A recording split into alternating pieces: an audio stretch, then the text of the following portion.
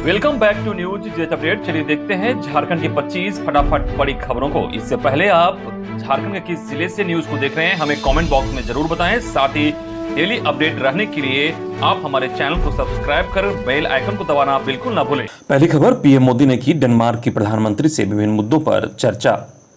प्रधानमंत्री नरेंद्र मोदी ने डेनमार्क की प्रधानमंत्री मेट्रे फ्रेडरिक्सन से मुलाकात की और दोनों नेताओं ने द्विपक्षीय सहयोग के तमाम मुद्दों सहित क्षेत्रीय और वैश्विक हित के विषयों पर विस्तार से चर्चा की। यूरोप के 3 देशों की यात्रा पर गए मोदी अपनी यात्रा के दूसरे चरण में जर्मनी से यहां पहुंचे। डेनिश प्रधानमंत्री फ्रेडरिक्सन ने डेनमार्क में अपने आधिकारिक आवास मारियनबोर्ग पहुंचने पर मोदी की अगवानी की। अगली खबर, अब 2 जून को कोर्ट में सरेंडर करेंगे मुख्यमंत्री हेमंत सोरेन। अरगोड़ा थाने में दर्ज है एफआईआर। चुनाव आयोग की नोटिस के बाद संभावित कार्रवाई और सिर पर मंडरा रहे योग्यता खतरे के बीच झारखंड के मुख्यमंत्री हेमंत सोरेन अब 2 जून को अदालत में सरेंडर कर सकते हैं। सीएम के नजदीकी सूत्रों की माने तो तमाम राजनीतिक खींचतान और सियासी घमासान के बीच वे चुनाव से संबंधित इस मामले में रांची की विशेष अदालत में आत्मसमर्पण करेंगे। साल 2019 में राजधानी रांची के अरगोड़ा थाना क्षेत्र में धरना प्रदर्शन को लेकर तत्कालीन नेता प्रतिपक्ष के तौर पर उन पर मामला दर्ज किया गया था। अरगोड़ा थाना में कांड संख्या 149/19 के तहत दर्ज एफआईआर में हेमंत सोरेन अब तक हाजिर नहीं हुए हैं। हालांकि झारखंड में तेजी से बदल रहे सियासी समीकरण को देखते हुए इस मामले में सीएम हेमंत सोरेन के बुधवार को एमपी एमएलए की विशेष अदालत में सरेंडर करने की बात कही जा रही थी। दूसरी तरफ अपने नाम पर खदान लीज लेकर जन प्रतिनिधित्व कानून का उल्लंघन करने के आरोपों का सामना कर रहे मुख्यमंत्री हेमंत सोरेन जल्द ही चुनाव आयोग को अपना जवाब देंगे। मुख्यमंत्री कार्यालय सीएम सोरेन के लिए जवाब तैयार करने में जुटा है। अगली खबर, हेमंत सरकार के साथ तनकर खड़ी है कांग्रेस, गठबंधन सरकार को कोई खतरा नहीं। झारखंड में प्रदेश कांग्रेस के प्रभारी अविनाश पांडे 2 दिवसीय दौरे पर रांची पहुंचे। उन्होंने कहा कि झारखंड में गठबंधन की सरकार को कोई खतरा नहीं है। कांग्रेस हेमंत सरकार के साथ तनकर खड़ी है। प्रदेश कांग्रेस प्रभारी ने हेमंत सोरेन को नोटिस दिए जाने पर बोले कि हमें कानून पर पूरा विश्वास है। वहीं भाजपा पर निशाना साधते हुए कहा कि भाजपा पूरे देश में मीडिया की मदद से गैर भाजपाई सरकारों के खिलाफ भ्रामक प्रचार करवा रही है। उन्होंने कहा कि बेरोजगारी, महंगाई जैसे मुद्दों से लोगों का ध्यान भटकाने के लिए भाजपा द्वारा यह सब किया जा रहा है। अगली खबर, सरकारी स्कूलों में पढ़ाई का हाल बेहाल, 2 दर्जन से अधिक सरकारी योजनाओं में शिक्षक हैं व्यस्त। झारखंड के सरकारी विद्यालयों में आमजनों से लेकर शहर का तबका अपने बच्चों को पढ़ाना नहीं चाहते हैं। पठन पाठन नहीं होने और बाधित रहने की शिकायत हर वक्त बनी रहती है। आम तौर पर भी मना जाता है कि सरकारी विद्यालयों के शिक्षक सिर्फ कोरम पूरा करने के लिए ही विद्यालय पहुंचते हैं। लेकिन तमाम शिकायतों के मद्देनजर पड़ताल की गई तो पता चला कि शिक्षकों के कंधों पर बच्चों की पढ़ाई तो कोसों दूर 25 सरकारी योजनाओं का भार है। झारखंड में शिक्षकों की भारी कमी है। सूत्रों की माने तो राज्य के सरकारी विद्यालयों में 24,000 पद रिक्त हैं।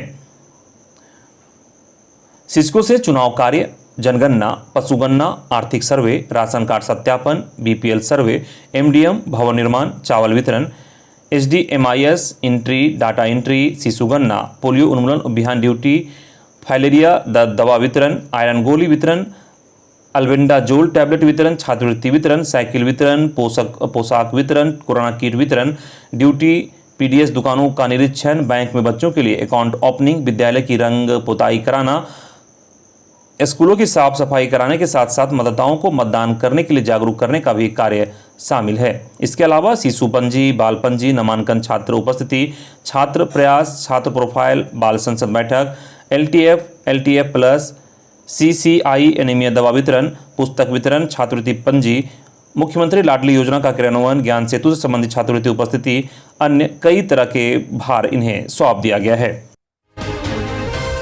अगली खबर, अर्जित अवकाश के साथ छुट्टी रद्द करे सरकार, संघ। झारखंड राज्य उर्दू शिक्षक संघ प्रदेश इकाई की ओर से शिक्षा सचिव राजेश कुमार शर्मा को बुधवार को ज्ञापन सौंपा गया। प्रदेश महासचिव अमीन अहमद ने बताया कि उर्दू भाषा के विद्यार्थियों की समस्या के साथ शिक्षकों की मांगों से शिक्षा सचिव को अवगत कराया गया है। उन्होंने कहा कि कोविड संक्रमण काल में बच्चों की पढ़ाई बाधित होने के मद्देनजर गर्मी छुट्टी में कटौती करने के फैसले का हम स्वागत करते हैं, लेकिन शिक्षकों को भी अन्य विभागों की तरह अर्जित अवकाश देते हुए ग्रीष्मकालीन अवकाश को रद्द या कम किया जाना चाहिए।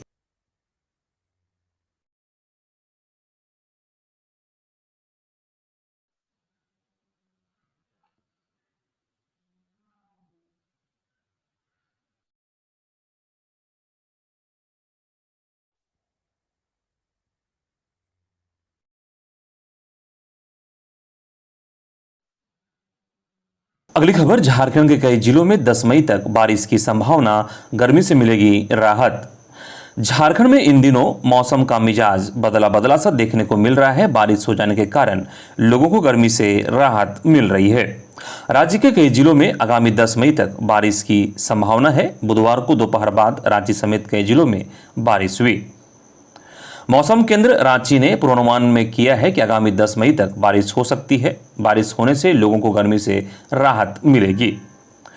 4 मई को राज्य के उत्तर पूर्वी यानी देवघर, धनबाद, दुमका, गिरिडीह, गोड्डा, जामताड़ा, पाकुड़ तथा साहेबगंज जिला के अलावा दक्षिणी भाग यानी पूर्वी और पश्चिमी सिंहभूम, सरायकेला खरसावां व सिमडेगा जिला एवं राज्य के मध्य भाग यानी रांची, बोकारो, गुमला, हजारीबाग, खूंटी, रामगढ़ जिला के कुछ भागों में हल्के से मध्यम दर्जे की बारिश हुई। वहीं राज्य में अगले 5 दिनों के दौरान अधिकतम तापमान में कोई बड़े बदलाव की संभावना नहीं है। अगली खबर, झारखंड में कोरोना की संभावित चौथी लहर की सुगबुगाहट, कम जांच में मिलने लगे अधिक केस। झारखंड में कोरोना संक्रमण एक बार फिर रफ्तार पकड़ रही है। कोरोना की तीसरी लहर के बाद राज्य में कोरोना खत्म होने के कगार पर था, लेकिन कोरोना की चौथी लहर की सुगबुगाहट के बीच एक बार फिर झारखंड में कोरोना संक्रमितों की संख्या में इजाफा हो रहा है। 3 मई को सिर्फ 2237 जांच में ही 8 नए संक्रमित मिले हैं। हालांकि 4 कोरोना संक्रमित ठीक भी हुए हैं, जिसके बाद झारखंड में कोरोना एक्टिव केस की संख्या बढ़कर 35 हो गई है। अगली खबर, जमशेदपुर के पूर्वी सिंहभूम में 130 पदों पर निकली भर्तियां, नोटिस जारी। झारखंड में नौकरी की तलाश कर रहे युवाओं के लिए पूर्वी सिंहभूम में 135 पदों पर भर्ती निकली है। ये भर्तियां uranium corporation of India limited UCIL के द्वारा निकाली गई है। इसके लिए नोटिस भी जारी किया गया है। Uranium corporation of India limited ने mining mate, blaster, winding engine driver के 130 पदों पर भर्ती को लेकर आवेदन मांगे हैं। इन पदों पर आवेदन करने के लिए उम्मीदवारों की योग्यता के अनुसार 10वीं 12वीं पास होनी चाहिए। अधिक से अधिक जानकारी के लिए आप नोटिस को पढ़ सकते हैं। इन पदों पर आवेदन करने की प्रारंभिक तिथि 4 मई और अंतिम तिथि 2 जून 2022 निर्धारित किया गया है। आयु सीमा की बात करें तो अधिकतम आयु सीमा 30 वर्ष निर्धारित किया गया है। आयु में छूट की जानकारी आप नोटिस के अनुसार से जानकारी ले सकते हैं। इच्छुक उम्मीदवार uranium corporation of India limited UCIL की आधिकारिक वेबसाइट www.ucil.gov.in पर जाकर आवेदन को फुलफिल कर सकते हैं। इन पदों पर उम्मीदवारों का चयन एग्जाम और इंटरव्यू के माध्यम से होगा और नौकरी का स्थान पूर्वी सिंहभूम है। अगली खबर, झारखंड पंचायत चुनाव पर सुप्रीम कोर्ट का बड़ा फैसला, OBC आरक्षण को लेकर दायर याचिका खारिज। झारखंड पंचायत चुनाव में OBC आरक्षण की मांग को लेकर दायर याचिका को सुप्रीम कोर्ट ने खारिज कर दिया है। इस फैसले के बाद झारखंड में पंचायत चुनाव अब अपने निर्धारित समय पर ही होगा। झारखंड में 4 चरणों में हो रहे त्रिस्तरीय पंचायत चुनाव में वोटिंग इसी महीने होना है। ऐसे में कोर्ट के इस आदेश से राज्य सरकार को बड़ी राहत मिली है। सुप्रीम कोर्ट में 3 जजों की बेंच ने पूरे मामले की सुनवाई की। ज्ञात हो कि OBC को आरक्षण को लेकर सांसद चंद्रप्रकाश चौधरी की ओर से उच्चतम न्यायालय में याचिका दायर किया गया था। याचिका में कहा गया था कि झारखंड में 4 चरणों में पंचायत चुनाव हो रहे हैं, लेकिन OBC को आरक्षण नहीं दिया गया है। पंचायत चुनाव में आरक्षण न देकर राज्य के OBC के साथ हेमंत सोरेन सरकार अन्याय कर रही है। इस मामले पर दायर याचिका पर 25 अप्रैल को सुप्रीम कोर्ट में सुनवाई हुई थी। उसके बाद 4 मई की तारीख तय कर दी गई थी। अगली खबर, बिजली दरें 17% तक बढ़ाने का प्रस्ताव। बढ़ती महंगाई के बीच झारखंड के लोगों को अब बिजली का झटका लग सकता है। यहाँ बिजली महंगी हो सकती है। बिजली की दरों में 17% तक की वृद्धि का प्रस्ताव है। इस प्रस्ताव पर झारखंड ऊर्जा विकास निगम के निदेशक मंडल ने सैद्धांतिक सहमति भी दे दी है। सूत्रों के अनुसार झारखंड ऊर्जा विकास निगम के निदेशक मंडल की बुधवार को हुई बैठक में वित्तीय वर्ष 2022-23 के लिए बिजली की दरों में लगभग 16 से 17% की बढ़ोतरी के प्रस्ताव को सैद्धांतिक सहमति दे दी गई है। अब JBVNL अगले माह तक यह प्रस्ताव राज्य विद्युत नियामक आयोग के समक्ष पेश करेगा। पंचायत चुनाव की वजह से बैठक में लिए गए फैसलों की आधिकारिक जानकारी नहीं दी गई। अगली खबर, झारखंड के लिए 1932 का मुद्दा खतरनाक, रेणु देवी। स्थानीयता के लिए 1932 का खतियान का मुद्दा झारखंड के लिए खतरनाक है। यह बांटने की राजनीति है। भाजपा जोड़ने और सबका साथ सबका विकास पर यकीन करती है। यह बात बुधवार को धनबाद में सिंह मेंशन में आयोजित प्रेस कॉन्फ्रेंस में बिहार के उप मुख्यमंत्री रेणु देवी ने कही। वे निजी कार्यक्रम में शामिल होने धनबाद आई थी। रागिनी सिंह के आमंत्रण पर सिंह मेंशन पहुंची थी। रेणु देवी ने कहा कि भारतीय संविधान के अनुसार हर देशवासी को कहीं भी रहने, खाने और कमाने का अधिकार है। भाजपा ने तो कश्मीर में धारा 370 हटाकर विशेष दर्जा को खत्म किया है। झारखंड में 1932 जैसे बात समझ से परे है। बिहार में भाजपा के मुख्यमंत्री संबंधी सवाल पर उन्होंने कहा कि प्रधानमंत्री नरेंद्र मोदी ने चुनाव पूर्व मुख्यमंत्री के रूप में नीतीश कुमार को मान लिया है तो वह वही रहेंगे। इसको लेकर भाजपा जदयू में कोई खटास नहीं है। अगली खबर, एफएसएल सहायक निदेशक नियुक्ति प्रक्रिया पर रोक से हाईकोर्ट की डबल बेंच का इनकार, एलपीए निष्पादित। झारखंड हाईकोर्ट की डबल बेंच ने एफएसएल के सहायक निदेशक की नियुक्ति प्रक्रिया पर रोक लगाने से इनकार कर दिया है। इसके साथ ही chief justice doctor Ravi Ranjan और जस्टिस सुजीत नारायण प्रसाद की कोर्ट ने इस मामले में दायर रिट याचिका की सुनवाई कर रही एकल पीठ को यह निर्देश दिया है कि ग्रीष्मकालीन छुट्टियों के बाद 4 सप्ताह में इस याचिका की सुनवाई पूरी की जाए। एफएसएल के डिप्टी डायरेक्टर की नियुक्ति प्रक्रिया पर रोक लगाने की मांग और नियुक्ति प्रक्रिया को चुनौती देने वाली याचिका पर हाईकोर्ट की सिंगल बेंच ने सुनवाई करते हुए नियुक्ति प्रक्रिया पर रोक लगाने से इनकार कर दिया था। एकल पीठ ने अपने आदेश में कहा था कि याचिका के निष्पादन से जो भी आदेश आएगा उससे नियुक्ति प्रभावित होगी। अगली खबर, पीएलएफआई सुप्रीमो दिनेश गोप के पांव में लगी है गोली, खटिए पर कट रही जिंदगी। राज्य में सक्रिय कई प्रतिबंधित नक्सली संगठनों की झारखंड पुलिस द्वारा लगातार चलाए जा रहे अभियान से कमर टूटी है। कई नक्सली या तो मुठभेड़ में मारे गए या घायल हुए, कई ने तो हालिया दिनों में आत्मसमर्पण भी किया है। सूचना मिल रही है कि झारखंड पुलिस ने पीएलएफआई सुप्रीमो दिनेश गोप को अपंग कर दिया है। उसे अब एक स्थान से दूसरे स्थान जाने के लिए खटिया का सहारा लेना पड़ रहा है। पुलिस अधिकारी का दावा है कि बीते 3 फरवरी 2022 को खूंटी चाईबासा बॉर्डर पर पुलिस संग हुए मुठभेड़ में पीएलएफआई सुप्रीमो दिनेश गोप को 2 गोली लगी थी। उसके बाद से वह अपंग हो गया। अब वह अपने पैरों के सहारे नहीं चल पा रहा है। उनके सहयोगी ही उन्हें खटिया के सहारे उठाकर इधर से उधर चल रहे हैं। दूसरी तरफ मुठभेड़ में ढेर हुआ 5 लाख का इनामी पीएलएफआई उग्रवादी लाकापाहन 61 मामलों में था वांछित। प्रतिबंधित उग्रवादी संगठन people's liberation front of India supremo Dinesh Gope का करीबी लाकापाहन मुठभेड़ में मारा गया है। लाका संगठन में छोटानागपुर रीजनल कमेटी के कमांडर का पद संभाल रहा था। लाकापाहन को सुरक्षा बलों ने मुठभेड़ में ढेर कर दिया। लाकापाहन पर 5 लाख का इनाम घोषित था। झारखंड पुलिस मुख्यालय से मिली जानकारी के मुताबिक लाका के खिलाफ रांची, खूंटी, चाईबासा में 61 मामले दर्ज हैं, जिनमें खूंटी जिला में 48, रांची में 4, चाईबासा में 9 मामले दर्ज हैं। अगली खबर, बड़ी राहत, पूर्व सैनिक को पेंशन के लिए अब 25 मई तक प्रमाण पत्र जमा कराने का मौका। रक्षा मंत्रालय ने बुधवार को सेना के पूर्व कर्मचारियों और अधिकारियों की रुकी हुई पेंशन को लेकर स्पष्टीकरण जारी किया है। रक्षा मंत्रालय ने कहा है कि 31 मार्च तक लाइफ सर्टिफिकेट जमा नहीं कराने वाले 58,275 पूर्व सैनिकों को ही अप्रैल की पेंशन नहीं मिली है। सरकार ने कहा कि अप्रैल की पेंशन प्रक्रिया में है और 4 मई की रात तक खाते में पैसा जमा हो जाएगा। साथ ही कहा है कि रक्षा मंत्रालय ने कि 31 मार्च तक वार्षिक लाइफ सर्टिफिकेट जमा नहीं कराने वाले 58,275 पूर्व सैनिकों को ही अप्रैल की पेंशन नहीं मिली है और इन्हें इसके लिए एक और मौका दिया जा रहा है, जिसमें वे 25 मई तक प्रमाण पत्र जमा करा सकते हैं। अगली खबर, झारखंड राज्य कर्मचारी संघ ने उपायुक्त को सौंपा ज्ञापन। झारखंड राज्य सरकारी कर्मचारी संघ ने पुरानी पेंशन को राज्य में लागू किए जाने के लिए रांची के उपायुक्त को ज्ञापन सौंपा है। यह ज्ञापन प्रधानमंत्री और झारखंड के मुख्यमंत्री के नाम रांची उपायुक्त को सौंपा गया है। संघ के प्रदेश अध्यक्ष धर्मप्रकाश सिंह ने बुधवार को बताया कि सरकारी कर्मचारी राष्ट्रीय परिसंघ और राज्य कर्मचारी महासंघ के आह्वान पर सरकार से फिर से पुरानी पेंशन योजना को ही लागू करने की मांग रखी गई है। उन्होंने बताया कि भारत सरकार की ओर से वर्ष 2004 से नियुक्त पदाधिकारियों और कर्मचारियों को पुरानी पेंशन योजना ओपीएस को समाप्त कर दिया गया है। नई पेंशन योजना एनपीएस लागू की गई है। इस मामले को लेकर राष्ट्रीय राज्य कर्मचारी महासंघ ने यह निर्णय लिया है कि देश स्तर पर पुरानी पेंशन योजना को लागू कराने के लिए उपायुक्तों को प्रधानमंत्री और मुख्यमंत्रियों के नाम से ज्ञापन सौंपा जाए। अगली खबर, सहारा इंडिया के एजेंट ने महिला के साथ की धोखाधड़ी, प्राथमिकी दर्ज। खबर बोकारो से है, जहां सेक्टर 4 थाना की निवासी किरण देवी ने संजय कुमार सिंह सहारा इंडिया के एजेंट के खिलाफ लिखित शिकायत देते हुए पुलिस से कार्रवाई की मांग की है।